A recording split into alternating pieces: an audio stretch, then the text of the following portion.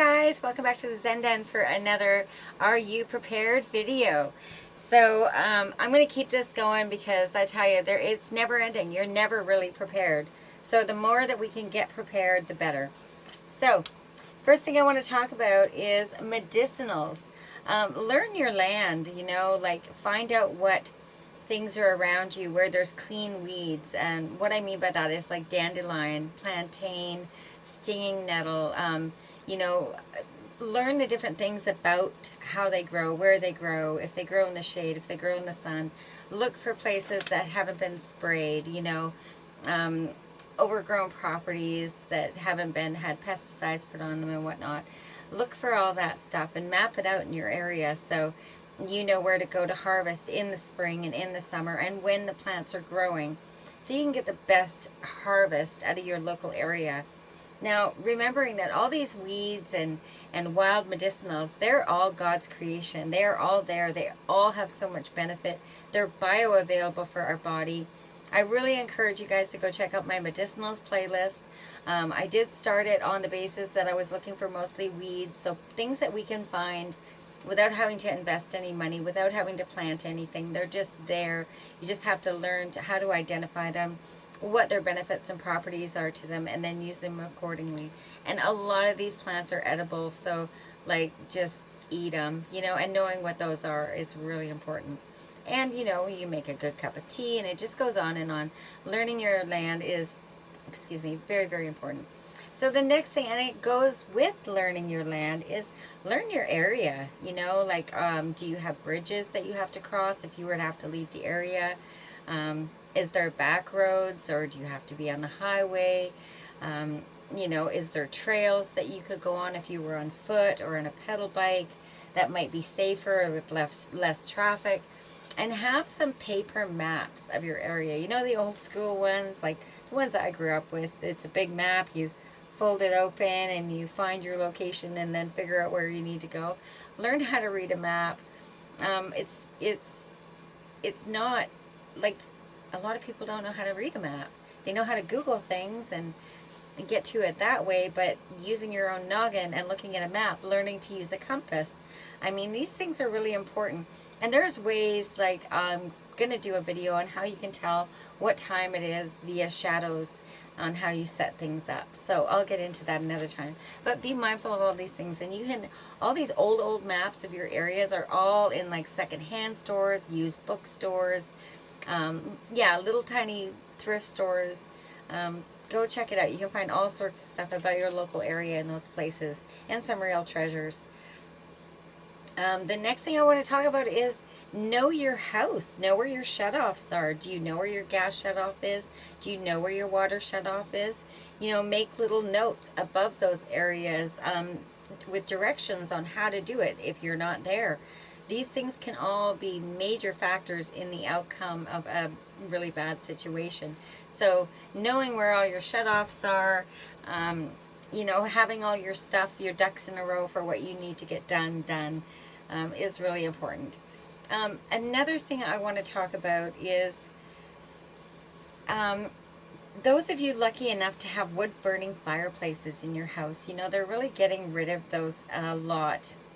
For different reasons, and there's a lot of fear porn, but you have to remember that these things were around for hundreds and hundreds of years, fireplaces in houses, and everybody was perfectly fine.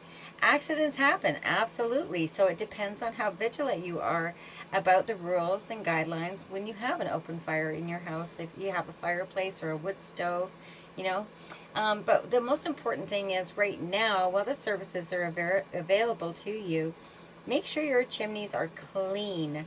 Keep them regular, maintained. And if it's something that you can learn to do, like chimney sweeping, that would be a great barter item, an asset, and a skill to have in a bad situation so people can continue to have safe fires in their house. The equipment you need is like a ladder, obviously, to get up onto roofs. You need some rope. You need some brushes that go down into the chimney and knock down all the soot and whatnot. And I think there's some weights that have to go on the bottom of the line, and probably a couple buckets to collect the debris. and common sense, right? If it's a skill you can learn and you can put those tools in a bucket and stick it in your garage, by all means, I mean, it would be a blessing to many. And it can be something that you offer to your friends and family to make some extra money on the side. So that, and yeah, and buy the tools at like secondhand stores or auctions or whatever. You know, could be a great skill to have. So the next thing I want to talk about is alternate power. As much fuel as we want to try to save and have, I mean, you can only have so much per person anyways, where it's safe on your property, you know. So alternate fuels, meaning solar power, you know, a lot of people don't live where it's really super sunny, so it might not work for you. But there is other options that you can look at. There's, what is it? Oh, having a generator. Again, that's going to take gas. But now, if you could rig a solar power onto a generator to somehow, I don't know how it works. I'm not an electrician. But, you know, I mean, all these things, think about them. And there is a product that I saw in the market on, I don't know where. It's called a water lily. Now, I'm not affiliated and blah, blah, blah. It's just something really cool because it generates power. You can stand up the twirler and catch air, like wind, and generate power that way. Or you can lay it down or sit it differently in water, so the flow of a creek or a river, and generate power that way. And it's called a water lily. So it's a really tiny little device. It's not a lot of money, but it would be a great way to like produce enough power to maybe charge a phone or a flashlight or something like that. So, you know, open your mind up. There's a lot out there. I'm just kind of touching on it. Again, just to get these conversations started so you have backup to your backup to those matches that you're going to have for all the candles that you're going to be lighting and the fireplace. Okay, so the next one I want to talk about is mindfulness with fuels. You know, if you're running these butane stoves or propane stoves or propane heaters or white gas heaters inside, be mindful of airflow, of how long you're running it for, of all sorts of, you don't want to run them in small confined plastic off rooms because you're going to asphyxiate yourself. You have to be very mindful, and that goes with candles like inside of a tent. I had suggested that you could warm it that way, but you don't want a candle that's putting off a bunch of black soot or anything, or filling your space, your air, with bad chemicals. So, you know, all of these things, be mindful of them. And there's a lot of ways that you can make different kind of heaters. There's, again, you can look on YouTube. You can take terracotta pots and fill them with sand. You can heat rocks, like if you have an outside fire outside of your house, like a fire pit, or even one of those, well, yeah, like a fire pit, you could heat up rocks, bring them in your house in like a big steel pot, and you can put that in a tent. Make sure there's something underneath it so it doesn't burn your floor. What else could you use? You could use cast iron. You could heat up a cast iron pan, again, on an open fire, and you don't want to warp it. You don't want to leave it there till it's like glowing or anything. But you can, cast iron really retains its heat, right? That's why it's so wonderful for cooking with and baking with and whatnot. And it uses less power or gas or fire, depending on what you're cooking on.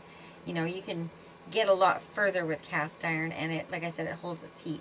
So you could maybe have a frying pan that you put on top of a cookie sheet so it doesn't melt anything or burn anything, and maybe put something over it. If you have children, be very mindful because they're going to be hot. But there's so many different ways to make heat in a small space. You can even take little stainless steel buckets and put some sand in them, and then again heat up rocks by a fire and put little rocks in them, and you can put them underneath your lawn chair with a blanket over top of you, and it keeps you nice and toasty. So all these little tips and tricks, I hope you find them helpful. Again, I really love all the comments that I'm getting. If you guys have any experience with things, or different mindset or different thinking about things that we should be prepared with, please leave them in the comment section below. And I thank you so very much for coming to my channel. I love you guys all. Bye-bye.